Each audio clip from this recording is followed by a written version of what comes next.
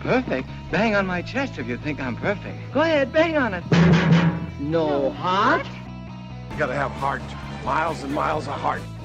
This is Patchwork Heart Ministries' Young Catholics Respond, brought to you by Breadbox Media. Now, here's your host, Bill Snyder. Thanks, Adam, and welcome to the show, everybody. I am Bill Snyder. It is great to be with you today, no matter where you're listening, whether that is from the swamps of Louisiana or mountains of Wisconsin, all the way across from Tennessee to West Virginia. We are so happy you have joined us here today on Young Catholics Respond.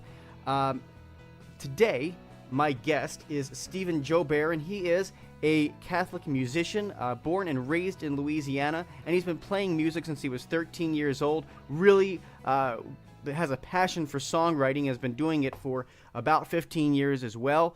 He's been getting really good at it for the last 5, but in addition to singing and his incredible music that he has going to showcase here today on the show, he's also a youth minister, director of youth ministry at St. Michael the Archangel Parish in Crowley, Louisiana. Welcome to the show, and thank you so much for being here, Stephen. Thank you very much. So today we're going to talk a little bit about the Catholic perspective on music. And music, I love music. I'm not a very good musician, but I love music. You're a much better musician. But, you know, I kind of want to unpack that because I know a lot of young people are into music. They're into secular music. They're into, CCM, Christian contemporary music. But you know, what is music in the church? Well, I mean, I guess it depends on what you mean by that, because so there's music in the church in terms of like a liturgical context, and then there's just sort of like music in the church as art, right? And though music in the liturgy would be also art, but not all music that the church considers art or would be considered, you know, just good art would belong in the liturgy, if that makes any sense. You know what I mean? Does that make sense? Almost like all squares are rectangles, but not all rectangles are squares, kind of thing. Yeah, exactly. Yeah. So let's unpack the difference a little bit between those. I think that's a very, very good way to start out because I know there's a plethora of different artists and musicians out there that do write for liturgical purposes, and then there's just some that want to jam out on stage, right? Yeah, sure. Yeah. Well, so I mean, obviously, the biggest distinction between the two would be that music that's written for liturgy serves a certain purpose, right? And so, like, because as Catholics, the liturgy, everything is all about the Eucharist, and that's kind of the focal point, and it kind of goes outward from that. So, like, we come to the Eucharist, right, to get fed, and then go out, right? But everything draws in to the Eucharist, and if that makes any sense. Like, so it's like drawn in to go out kind of thing. So in terms of music, you're trying to draw in. And so if you're doing music in a liturgical context, it's like that music needs to enhance what is already happening in the liturgy. Because, when it comes to the liturgy, music's pretty superfluous, right? Like, you can have a totally valid and like licit, mass without music at all. And so if we're going to incorporate music into that, then it has to be something that's enhancing what's already happening and not distracting or taking away from what's happening. You know what I mean? Yeah, absolutely. So it shouldn't be a show during Mass, is what we're saying. It shouldn't be a concert right. during Mass. Yeah, it should be something that kind of brings you into the mystery of what's happening in the Mass, right? And that's the worship of God, the sacrifice of the Mass. You know what I mean? Like, the music needs to draw you into that mystery, and if it's taking away from that and it's causing some sort of distraction, or if you're playing a song and people are more concerned about you and how you sound and think you're an amazing musician while they're listening to you play, then they're not paying attention to what's happening, Yeah. And so it's this weird thing where it's almost like, if you're playing music well for Mass, what really should happen is, like, no one should care. like no one should care that you played music for Mass or not, or at least no one should care that it was you over anyone else, right? Like that's like that's my goal, I think, as a musician. As like weird as that sounds when it comes to like playing for Mass in particular, because like if someone's like paying attention to me and paying attention to like, oh man, this dude's got that incredible voice and it's so good and blah blah blah, then that's people not paying attention to the Mass, you know? And absolutely. so it's like, so anyway, so music and songwriting should like lend itself to that. Long story short, right? Yeah. So and then music that's just good art is something that can just be good, and it can kind of take whatever form. And so you can have like a song that like rocks out and is like and it jams and stuff, and it be good and it be good art. But then that wouldn't be music that we would want to put into a liturgy, right? No. I always hear this from different people, and I'll ask you this: are certain parts of the Mass meant to be more sung than others? Like, what is meant to be sung first, right? I've heard some people talk about the different Mass parts, like the Holy, Holy, Holy, the Great Amen. Those things should be sung, first before entrance songs. Or is there a preference with any of that? Honestly, if I'm being just totally honest, I would say that, like, in terms of, like, primacy of parts, I honestly haven't done a ton of research into that aspect. I mean, I know in terms of just the history of the liturgy, the Mass parts themselves were the things that were sung first, like before there was entrance songs.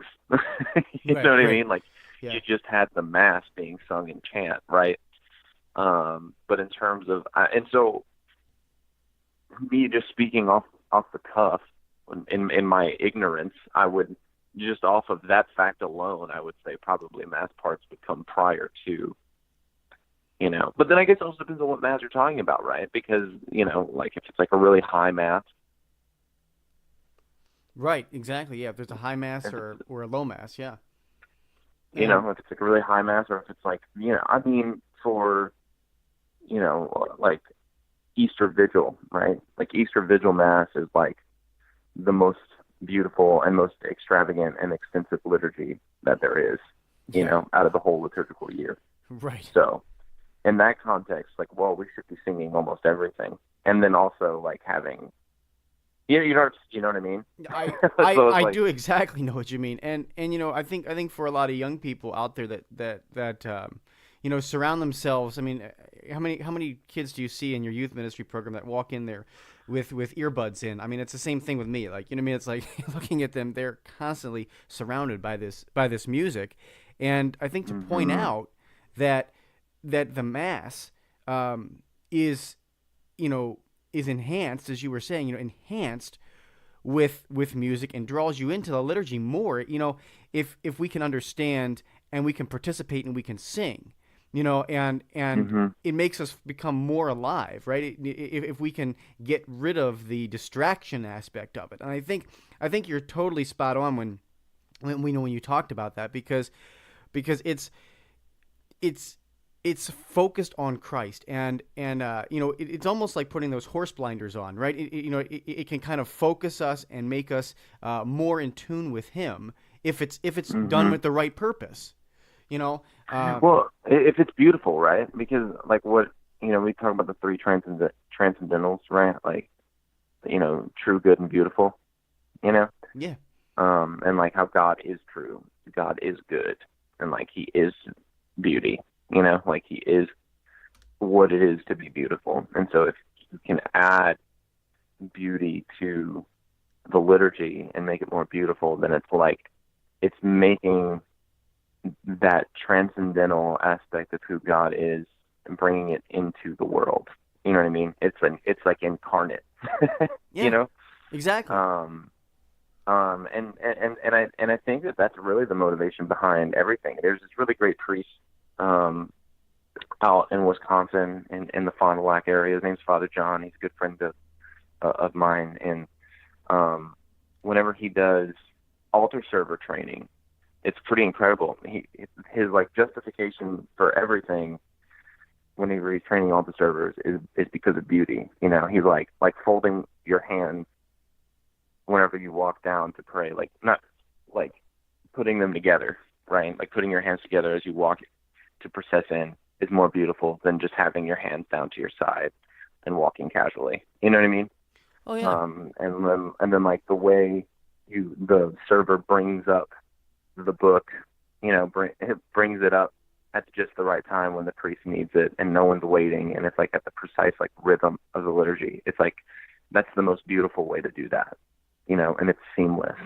And so he is all about that particular quality of the liturgy. And I think it's spot on. I think it's a great way to sort of evangelize within the context of the liturgy, have people have this encounter with who God is. Exactly. Through the beautiful. Yeah, I mean, exactly. That's, I think, when you talk about the three transcendentals, it's so amazing because people out there are looking for that. They're looking for truth, beauty, and goodness in the world. That's what they're looking for. And so, right. And so when they find that, when they see that, they're drawn to it. And so the music, the rubrics of the liturgy, really help us to showcase the beauty. And I mean that's it's within our ability as human beings. It's within our ability as human beings, our God-given ability to create beautiful things. And so when we have beautiful liturgy, when we have uplifting liturgy, we draw people into the church. It's evangelization. You're exactly right. It's evangelization. Wow, that Mass was beautiful. I mean, I can't tell you how many people I still serve Mass. I'm 33 years old. You know what I mean? I still serve Mass. And people come up to me and they go, wow, that is, really beautiful, right? I mean, that's beautiful to see. I'm like, yeah, because, this is, first of all, it's an act of service, but it's also an act of beauty, and it's an act of showcasing God and showcasing His beauty to the world. So regardless of whether you're a server or you're a musician or you're the priest or you're a lector, you all have a role in creating this beautiful liturgy. And right. So yeah, and the readings should be read beautifully. Exactly. And like that's a part of like cadence and a part of like inflection. And then also like knowing all the words and like practicing, Yeah, it is. But the sacrifice to do that and to take the time to study, the words or the lyrics or the music and to make it beautiful is what is going to help us reclaim, and reclaim souls and show people how beautiful this is, and how great it is. So yeah, well, and I think it brings up this, the tie-in between liturgical music and non-liturgical music, and why having Catholic artists who don't necessarily write for the liturgy, being important, because as what you were just saying, talking about how people are looking for goodness, people looking for truth and beauty, and it's like, okay, well then how are people going to encounter that if they don't go to Mass? Yep. Well, you need to have an arsenal of a little army of Catholic artists who are writing like not cheesy, really good music, Yeah. That's accessible and that's relatable and music that like, and I don't mean beautiful in the sense of like, oh, it needs to be, fluffy, or it needs to be airy, or it needs to be like music in a major key, or it needs to be music that's in, done in a certain way, or it has to be orchestral or something. Like I think there's beauty even in, talking about brokenness, and that's where I write a lot from, like I don't write worship songs well. Like I don't write praise songs well. Like just my heart and artistry, like I view myself as a pretty broken human being and a sinner. And so then I write from that perspective, like I just kind of write from, and I think that that's real to people. And I think it resonates with people because it's like, oh, here's this guy and he's not like, he's just, he's just talking about his struggles. Yeah, like, it's awesome. And so, we got to take that break real quick here, and then when we come back, I want to continue exactly that. I want to talk about your music. I want to talk about your latest album, which is Pride and Joy. It's an EP. It's awesome. Can't wait to talk about that. It's on my iPod and my iPhone, and I listen to it as I drive in the car. So we got to talk about that. But we got to take a short break first, and when we come back, we'll continue our conversation with Stephen Joubert.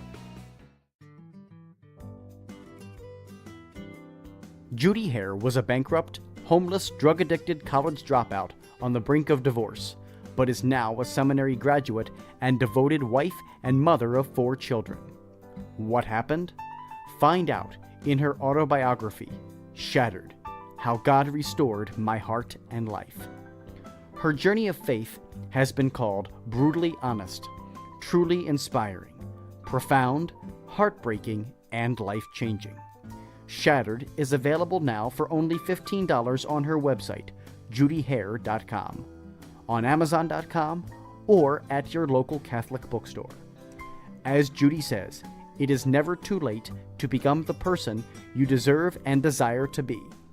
So stop wishing for change and start doing something about it by reserving your copy of Shattered today.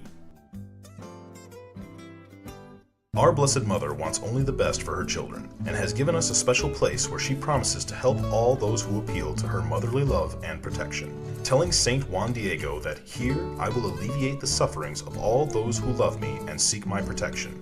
That holy place is now the site of the beautiful Shrine of Our Lady of Guadalupe in Mexico City. If you would like to learn more about how you can visit this special place of grace, please visit vivaguadalupe.org for more information. Our Lady may be calling you now. Do you want to keep your finger on the pulse of Patchwork Heart Ministry? Follow our monthly blog, Written on Our Hearts. Simply go to patchworkheartministry.blogspot.com and click subscribe, and follow the on-screen instructions. That's patchworkheartministry.blogspot.com, then click subscribe. Your heart is always beating, but you never have to think about it. Welcome back to Young Catholics Respond. Once again, Bill Snyder. Hey everybody, welcome back to this episode of Young Catholics Respond. I'm Bill Snyder. Great to have you with us, no matter where you're listening from. Today, we're having a fantastic conversation with Stephen Joubert. He is a Catholic musician, songwriter, and he's been doing it for a long, long time. We're having a great conversation about Catholic music, in the liturgy, out of the liturgy. We're going to kind of transition now into a conversation about what he's doing, what his music is, because it's so inspiring. His latest album, Pride and Joy, which came out this year, is just an awesome, awesome album. And why don't you talk to us a little bit about the inspiration? You were talking right before the break about how you write in your in your style. It's coming from your humanity, coming from your brokenness. Talk to us a little bit about this and some of the different motifs in this album. Yeah, well, so I think the name of the record, Pride and Joy, was actually named by one of the co-writers on a couple of the songs on the record, a guy named Eric Wilkes, and he was the one who suggested the title. And after he suggested it, I was like, oh my gosh, this is literally perfect. I like it. I mean, it just captures what the essence of what I was trying to do with this project. And so Pride and Joy obviously is like a little expression, right? Like, oh, this is my pride and joy. It's something that's very important to me. It's like one of my most prized possessions, right? And so in a lot of ways, this record, I hadn't written any songs and hadn't put out a record for like 4 years. And so this is kind of like the biggest, not the biggest, but this is definitely the most significant art project I think I've done. It feels like a musical endeavor, and I feel like I work towards a goal. And so in that way, it's like definitely like my pride and joy. But then there's also this reality where the EP is kind of broken up. There's 6 songs on it, and so the first 3 songs are kind of about pride, and then the last 3 songs are about joy. And I think all of the songs kind of are about the reality about like how insofar as we are prideful, we are not joyful. And insofar as we are joyful, we can't be prideful, And so like if you want to have joy, the thing that has to die is pride, you know, and that pride is just the constant thing that steals our joy. And so the EP is kind of this journey of kind of description of that, and so, you know, like, have you ever heard of Flannery O'Connor, a really great Catholic writer from Georgia? Yes.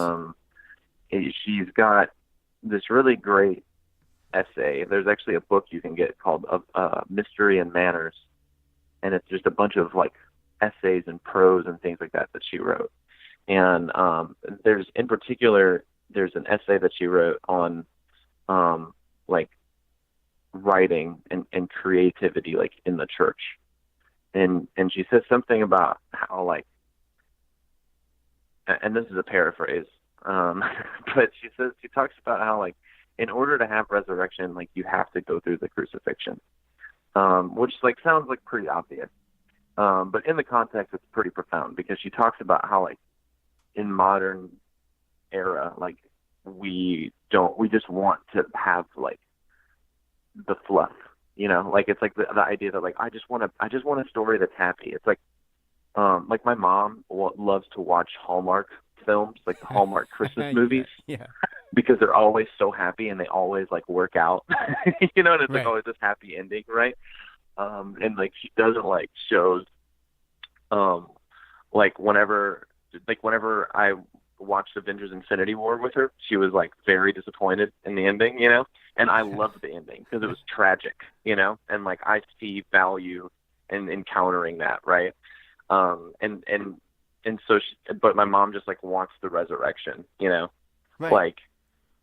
like the crucifixion happens in Avengers Infinity War, and the payoff is going to come in the next film, right? Hopefully. Right. But like, and so using that as kind of like a lens to kind of look at what I do, like I'm very much like we have to talk about struggle. We have to talk about sinfulness. We have to talk about, before we can get to the fun part of like joy and resurrection and like eternity and heaven and all these things, like we're still on this side of it, and this side of heaven sucks. You know what I mean? Like it's still like it's a broken world. And not that there isn't good things in the world. Obviously there is, but there's still pain here. You know, there's still trial here. Does that make sense? It does, and I think it resonates with a lot of young people. I think it resonates with you know, the fact that we are all in this. You know, I use this phrase quite often. We're all in this together, and we're all in this broken humanity together. There's nobody outside of that, and I think we've seen that recently with all that's going on in the church. But it's also a call to say, all right, we together, when we come together for Mass, when we come together for worship, when we come together as the body of Christ, you know, even listening to Christian music together, going to a Christian concert, or, you know, listening in the car with a bunch of your friends, when you're together doing it, we're working, to your point, we're working toward the resurrection. We're working toward the resurrection. But we have to do it, but we might as well do it together, right? Because Christ says, where 2 or 3 are gathered, I am with them. So let's do it together. And I think it's so beautiful how you you know, how you draw on that struggle. The EP is pretty much available everywhere, you know, on digital means, right? You can download it on, you know, iTunes or Spotify or whatever. It's awesome. You know, it's exactly my length to work every day, you know, my drive to work every day. So it works out perfect for me. That's awesome. But we want to kind of close out with and showcase one of the songs off of it, "Stand." Right. So this song is, you know, upbeat and powerful. But let's give it a little bit of a tease here in the final minute before we play it. Oh, sure. Yeah. So "Stand" is pretty much about apathy. So I noticed in myself and in the world around me, and with a lot of the teams that I work with, like faith is supposed to be exciting. The resurrection is supposed to be exciting. And like, it's good things. Like the church is full of goodness, and like sin is bad and holiness is good. And so we should be very concerned with like holiness and sainthood, you know, and that is the thing that is going to make us joyful. That's the thing that's going to ultimately make us happy and be fulfilled, right? But for some reason, we have this tendency to just approach it with such apathy and such like just it doesn't matter, you know. And so, you know, the whole point of Stand is just like to try and capture my frustration with like, and again, this is within myself too, you know, like. Yeah. Like capture that frustration of like, well, why don't I want to do these things? You know, why do I pretend like I've got other better things to do than to be concerned with this? You know, and so like the chorus of the song is stand, get up and move, let the proud man lie and the dead come alive. And I think that that's kind of again that interplay between like pride has to die, you know, and like we have to die to ourselves. And like when that happens, we'll come to life, and like that's where joy is, you know. And so that's basically what the song is about. Awesome. We're gonna play it, Stephen. Real quick, tell us where people can find you and get your music and everything else, website or whatever. Yeah, sure. I mean, my website is stephenjoubert.com. You can find my stuff on iTunes, on Spotify. Any major Google Play, any major digital distribution, my music's up on it, and it's available there. Awesome. Well, thanks so much for this great conversation, and for our listeners, here now is Stand. I'm Bill Snyder. This has been an episode of Young Catholics Respond. Keep feeding to your Catholic heart.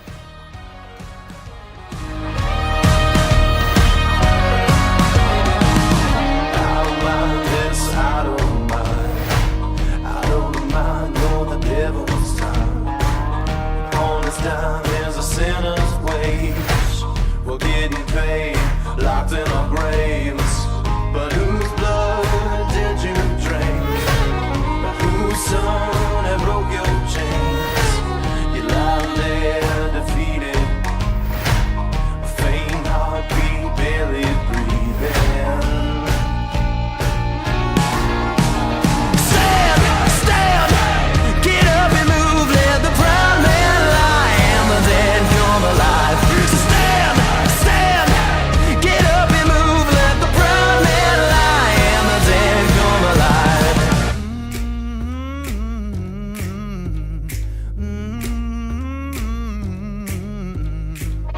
From the skies behind our eyes, believe the lies and decide we can't fight. There's no time or drive or motivation. We stay back in the cage for liberation. Stationary placement is the complacency we're facing. Stand, get up and move, let the proud man lie, and the dead come alive. Stand, get up and move, let the proud man lie, and the dead come alive. Hey, yeah,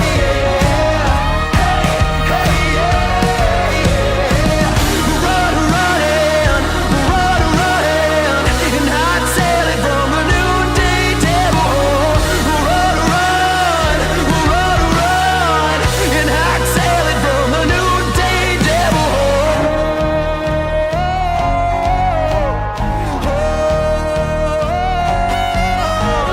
Stand, get up and move, let the proud man lie, and the dead come alive. Stand, get up and move, let the proud man lie, and the dead come alive. Hey,